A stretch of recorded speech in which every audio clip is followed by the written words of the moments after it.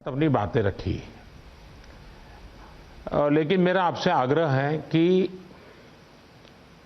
अब तक जो कुछ भी चर्चाएं डिस्कशन हुआ है उसमें सभी राज्य इन्वॉल्व है, अफसर लेवल पे इन्वॉल्व है, दुनिया के अनुभवों को भी शेयर।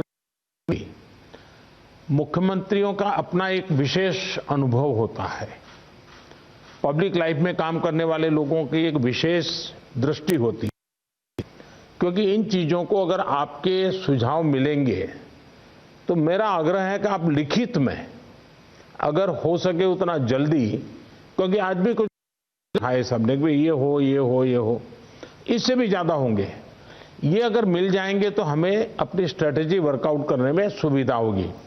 और कोई किसी पे थोप नहीं सकता है, भारत सरकार निर्णय करे कि हम ये करेंगे और राज्य सरकार, ऐसा नहीं हो सकता। हम सबको मिलकर के ही इस चीज को आगे बढ़ाना पड़ेगा और इसलिए सबके विषयों का बड़ा महत्व है।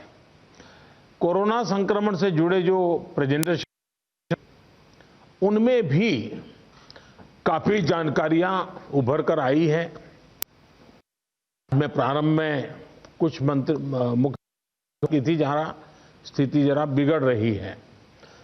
जहां तक वैक्सीन का सवाल है, वैक्सीन की स्थिति और डिस्ट्रीब्यूशन को लेकर भी कुछ भी चर्चाएं हुई है। एक प्रकार से मीडिया में जो चलता है वो अलग चीज होती है, हमें तो इन चीजों को ऑथेंटिकली ही आगे बढ़ना पड़ेगा, फिल्म का हिस्सा है। लेकिन फिर भी काफी चित्र स्पष्ट हुआ है। एक समय था जब हम सभी के सामने चुनौती जान ताकत से लड़ने की थी, लेकिन देश के संगठित प्रयासों ने इस चुनौती से मुकाबला किया, नुकसान को कम से कम रखा। आज रिकवरी रेट और फर्टिलिटी रेट दोनों ही मामलों में भारत दुनिया के अधिकतर देशों से बहुत संभली हुई स्थिति में है। हम सभी के अथक प्रयासों से देश में टेस्टिंग से लेकर ट्रीटमेंट का एक बहुत बड़ा नेटवर्क आज काम कर रहा है। इस नेटवर्क का लगातार विस्तार भी किया जा रहा है। पीएम केयर्स के माध्यम से ऑक्सीजन और वेंटिलेटर्स उपलब्ध कराने पर भी विशेष जोर है। कोशिश ये है कि देश के मेडिकल कॉलेज और जिला अस्पतालों को ऑक्सीजन जनरेशन के मामले में सेल्फ सफिशिएंट बनाया जाए। इसलिए अभी 160 से ज्यादा नए ऑक्सीजन प्लांट्स के निर्माण की प्रक्रिया ऑलरेडी शुरू की गई है। पीएम केयर फंड से देश के अलग अलग अस्पतालों को हजारों नए वेंटिलेटर्स मिलने भी सुनिश्चित हुए हैं। वेंटिलेटर्स के लिए पीएम केयर्स फंड से 2000 करोड़ रुपए ऑलरेडी स्वीकृत किए गए हैं। साथियों, कोरोना के मुकाबले के बीते 8-10 महीने के अनुभवों के बाद देश के पास पर्याप्त डेटा है। कोरोना के मैनेजमेंट को लेकर एक व्यापक अनुभव है। आगे की रणनीति बताते समय हमें बीते कुछ महीनों के दौरान देश के लोगों ने, हमारे समाज ने कैसे रिएक्ट किया है, कैसे रिस्पॉन्ड किया है, मुझे लगता है इसको भी हमें समझना होगा। देखिए, कोरोना के दौरान भारत के लोगों का व्यवहार भी एक तरह से अलग अलग चरणों में रहा है और अलग अलग जगह पे अलग अलग रहा है। जैसे हम मोटा मोटा देखें तो पहला चरण था, बड़ा डर था, खौफ था, किसी को ये समझ नहीं आ रहा था कि उसके साथ क्या हो जाएगा, और पूरी दुनिया का हाल था। हर कोई पैंडेमिक में था, पैंडेमिक के कारण पैनिक में था और उसी हिसाब से हर कोई रिएक्ट कर रहा था। हमने देखा प्रारंभ में आत्महत्या तक की घटनाएं घटी थी, पता चला कोरोना हुआ तो आत्महत्या कर दी। इसके बाद धीरे धीरे धीरे दूसरा चरण आया। दूसरे चरण में लोगों के मन में भय के साथ साथ दूसरों के लिए संदेह भी जुड़ गया। उनको लगा कि भाई इसको कोरोना हो गया मतलब कुछ गंभीर मामला है, दूर भागो। एक प्रकार से घर में से भी नफरत का माहौल बन गया और बीमारी की वजह से समाज में कटने का डर लोगों को लगने लगा। इस कारण कोरोना के बाद कई लोग संक्रमण को छिपाने लगे। उनको लगा कि ये तो बताना नहीं चाहिए, कुछ समाज में मैं कट जाऊंगा। अब उसमें से भी हम धीरे धीरे समझे, लोग बाहर आए, तीसरा चरण शुरू हुआ और तीसरे चरण में लोग काफी हद तक संभलने लगे। अब संक्रमण को स्वीकारने के लगे और अनाउंस भी करने लगे, भाई मुझे तकलीफ है, मैं आइसोलेट कर रहा हूं, मैं क्वारंटाइन कर रहा हूं, आप भी करिए। जो एक प्रकार से लोग भी अपने आप से लोगों को समझाने लगे। लेकिन आपने भी देखा होगा कि लोगों में अधिक गंभीरता भी आने लगी और हमने देखा कि लोग अलर्ट भी होने लगे। और इस तीसरे चरण के बाद हम चौथे चरण में पहुंचे। जब कोरोना से रिकवरी का रेट बढ़ा तो लोगों को लगता है कि ये वायरस नुकसान नहीं कर रहा है, ये कमजोर हो गया है। बहुत से लोग ये भी सोचने लगे हैं कि अगर बीमार हो भी गए तो ठीक हो जाएंगे। इस वजह से लापरवाही का ये स्टेज बहुत बड़ा व्यापक हो गया है।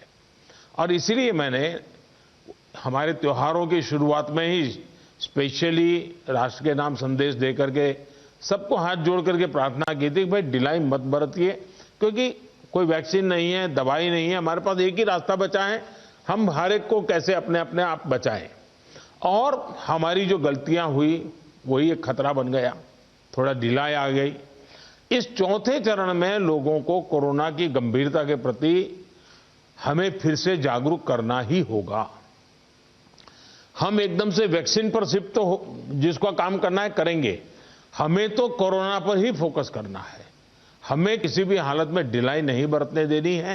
हां, शुरू में कुछ बंधन इसलिए लगाने पड़े ताकि व्यवस्थाएं भी विकसित करनी थी, लोगों को थोड़ा एजुकेट भी करना था। अब हमारे पास टीम तैयार है, लोग भी तैयार हैं। थोड़ा आग्रह रखेंगे तो चीजें संभल सकती हैं। तो जो जो चीज हम तैयार करें उसको जरा इंप्लीमेंट करें और हमें आगे अब कोई बढ़े नहीं, इसकी चिंता जरूर करनी होगी, कोई नई गड़बड़ न हो। आपदा के गहरे समंदर से हम निकले हैं, ये हम मान के चले। इतना बड़ा देश, दुनिया मानती थी कि भारत तो नहीं संभल पाएगा। आपदा के गहरे समंदर से हम निकलकर हम किनारे की तरफ बढ़ रहे हैं। हम सभी के साथ वो पुरानी जो एक शेर शायरी चलती है, ऐसा न हो जाए कि हमारी किश्ती भी वहां डूबी जहां पानी कम था। ये स्थिति हमें नहीं आने देनी है। साथियों, आज हम दुनिया भर में देख रहे हैं कि जिन देशों में कोरोना कम हो रहा था, आपको पूरा चार्ट बताया कैसे तेजी से संक्रमण फैल रहा है। हमारे यहां भी कुछ राज्यों में ये ट्रेंड चिंताजनक है ही है। इसलिए हम सभी को, शासन प्रशासन को पहले से अधिक सतर्क रहने की जरूरत है। हमें ट्रांसमिशन को कम करने के लिए अपने प्रयासों को जरा और गति देनी होगी। टेस्टिंग हो, कंफर्मेशन, कॉन्टैक्ट ट्रेसिंग, डेटा, इन सारी जुड़ी किसी भी तरह की कमी को हमें सर्वोच्च प्राथमिकता देते हुए उसको ठीक करना होगा। पॉजिटिविटी रेट को 5% के दायरे में लाना ही होगा। और मैं मानता हूं छोटी छोटी इकाइयों पर कहिए कि भाई 1 क्यों बढ़ा, आधा क्यों बढ़ा, 2 क्यों बढ़ा। हम राज्य के स्केल पर चर्चा करने के बजाय अब जितनी लोकलाइज चर्चा करेंगे शायद हम एड्रेस जल्दी कर पाएंगे। दूसरा, हम सबने अनुभव किया है कि आरटी-पीसीआर टेस्ट का अनुपात बढ़ना चाहिए। जो घरों में आइसोलेटेड मरीज हैं उनकी मॉनिटरिंग ज्यादा बेहतर तरीके से करनी होगी। आप भी जानते हैं कि अगर वहां थोड़ी भी ढिलाई रही तो मरीज बहुत गंभीर स्थिति में अस्पताल आता है, फिर हम बचा नहीं पाते हैं। जो गांव है, कम्युनिटी के स्तर पर हेल्थ सेंटर हैं, उनको भी हमें ज्यादा इक्विप करना ही होगा। गांव के आसपास भी इंफ्रास्ट्रक्चर ठीक रहे, ऑक्सीजन की सप्लाई पर्याप्त रहे, ये हमें देखना होगा। हम लोगों का लक्ष्य होना चाहिए कि फैटेलिटी रेट को 1% से भी नीचे लाए। और वो भी मैंने जैसे कहा, छोटे छोटे इलाके में देखा जाए भाई एक मृत्यु हुई क्यों हुई। जितना इतना फोकस करेंगे तब स्थिति को संभाल पाएंगे। और सबसे बड़ी बात, जागरूकता अभियानों में कोई कमी ना आए। कोरोना से बचाव के लिए जो जरूरी मैसेजिंग है, इसके लिए समाज को जोड़े रखना होगा। जैसे कुछ समय पहले हर संगठन, हर प्रभावी व्यक्ति को हमने एंगेज किया था, उन्हें फिर एक्टिव करना होगा। साथियों, आप भली भांति परिचित हैं कि कोरोना की वैक्सीन को लेकर इंटरनेशनली और नेशनली किस तरह की खबरें आ रही हैं। आज दुनिया में भी और देश में भी, जैसा अभी आपको प्रेजेंटेशन में पूरा डिटेल बताया गया, करीब करीब आखिरी दौर पर वैक्सीन के में काम पहुंचा है। भारत सरकार हर डेवलपमेंट पर बारीकी से नजर रखे हुए हैं, हम सबके संपर्क में भी हैं। और अभी ये तय नहीं है कि वैक्सीन की 1 डोज होगी, 2 डोज होगी या 3 डोज होगी। ये भी तय नहीं है कि इसकी कीमत कितनी होगी, उसकी कीमत कितनी होगी, ये कैसे होगी। यानी अभी भी इन सारी चीजों के सवालों के जवाब हमारे पास नहीं है, क्योंकि जो इसके हैं, दुनिया में जिस प्रकार के कॉरपोरेट वर्ल्ड भी है, उनका भी एक कंपटीशन है। दुनिया के देशों के भी अपने अपने डिप्लोमेटिक इंटरेस्ट होते हैं।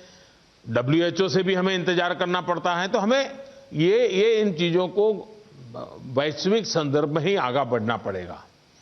हम इंडियन डेवलपर्स और मैन्युफैक्चरर के साथ भी हमारी जो भी टीम काम कर रही है पूरी तरह संपर्क में है। अलावा ग्लोबल रेगुलेटर्स, अन्य देशों की गवर्नमेंट्स, मल्टीलेटरल इंस्टीट्यूशंस और साथ ही इंटरनेशनल कंपनीज, सभी के साथ जितना संपर्क बढ़ सके, जितने रियल टाइम कम्युनिकेशन हो, इसके लिए पूरा प्रयास, एक व्यवस्था बनी हुई है। साथियों, कोरोना के खिलाफ अपनी लड़ाई में हमने शुरुआत से ही एक एक देशवासी का जीवन बचाने को प्राथमिकता दी है। अब वैक्सीन आने के बाद भी हमारी प्राथमिकता यही होगी कि सभी तक कोरोना की वैक्सीन पहुंचे। उसमें तो कोई विवाद हो ही नहीं सकता है। लेकिन कोरोना की वैक्सीन से जुड़े भारत का अभियान अपने हर नागरिक के लिए एक प्रकार से नेशनल कमिटमेंट की तरह है।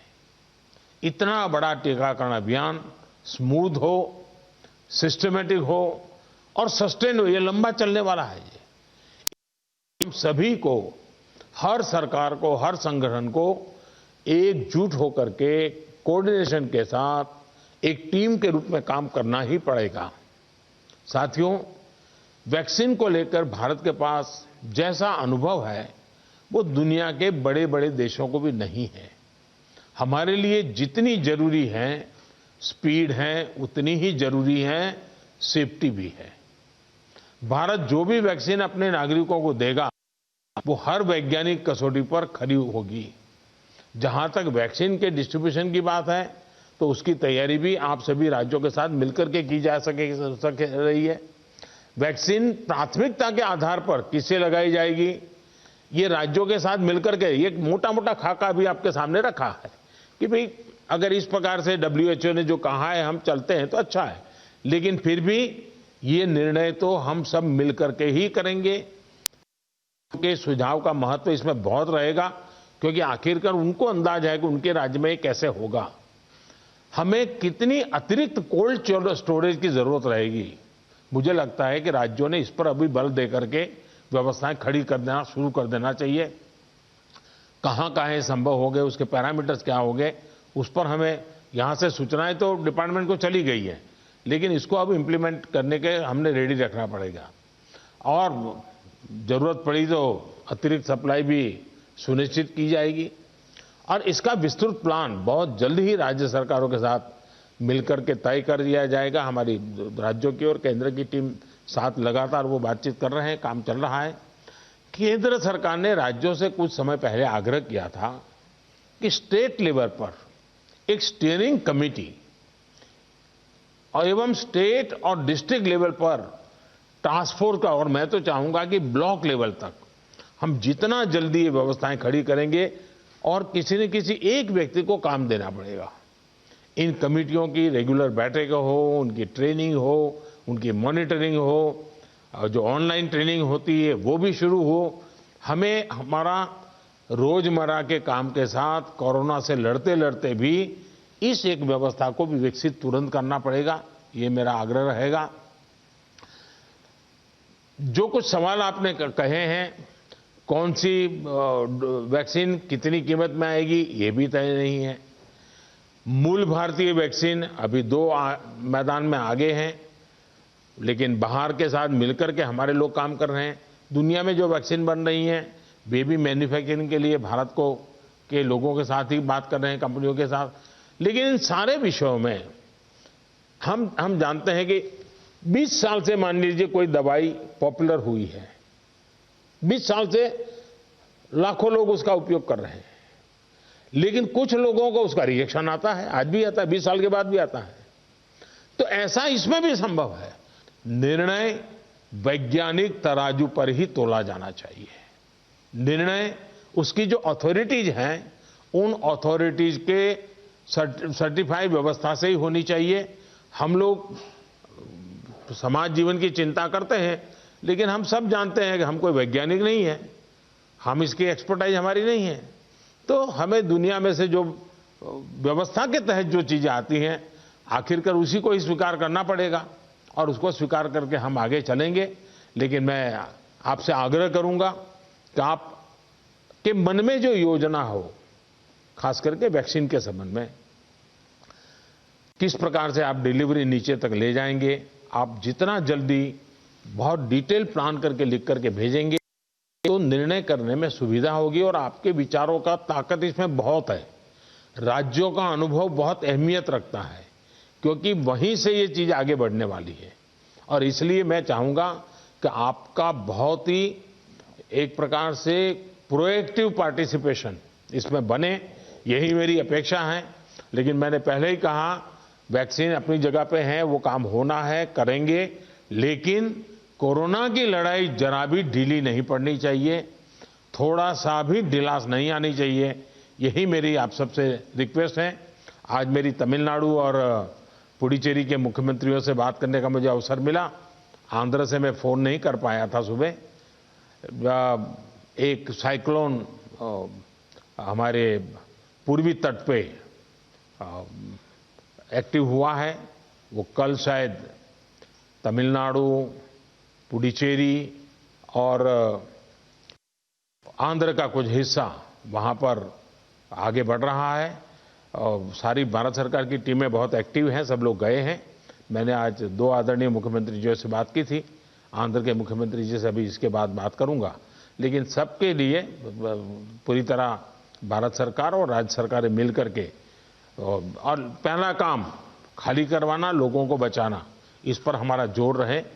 फिर एक बार मैं आप सबका बहुत आभारी हूं, आप सबने समय निकाला।